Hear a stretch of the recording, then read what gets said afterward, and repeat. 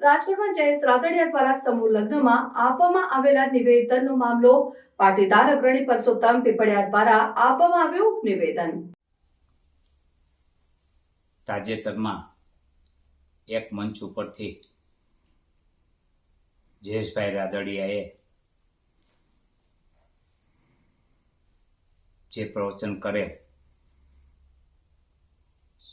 અને હાકલા પડકારાઓ કરે અને સમાજ શ્રેષ્ઠીઓ પર જે પ્રકારના આક્ષેપો કરે તે મારી દૃષ્ટિએ નિંદનીય છે.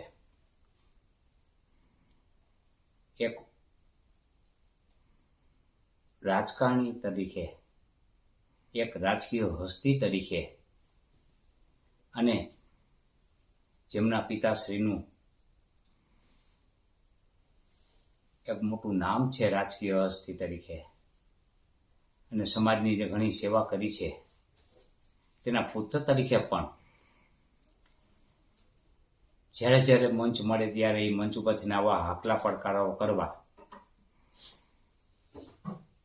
તે મારી દ્રષ્ટિએ અપરિપક્વતા પ્રદર્શિત કરે છે. તેમ કરવાથી પોતાની કારકિર્દીના હિતમાં પણ તેઓએ બચવું જોઈએ. આ અગાઉ પણ સમાજના ગોંડલ સ્થિત ઘણા દીકરાઓને ગુજકી કોર્ટ કાનૂનની અંદર કોને સલવાયા, એની ઉપર કાનૂન કોને લગાવડાવ્યો તે પણ સમાજ સારી રીતે જાણે છે. તાજેતરમાં પાયલ ગોટી છે, તેમની પર અત્યાચાર કરવામાં આવ્યો, અડધી રાતે ધરપકડ કરવામાં આવી, પગમાં લાકડીઓ મારવામાં આવી, કોના ઈશારાથી મારવામાં આવી એ પણ સમાજ સારી રીતે જાણે છે. તે સમયે હાકલા પડકારાઓ કરવા જોઈતા હતા ત્યારે પાટીદારની બદલે પાટીદાર બની અને મૌન ધારણ કરવું એ મારી દ્રષ્ટિએ સમાજ વિરોધી પ્રવૃત્તિ કહેવાય.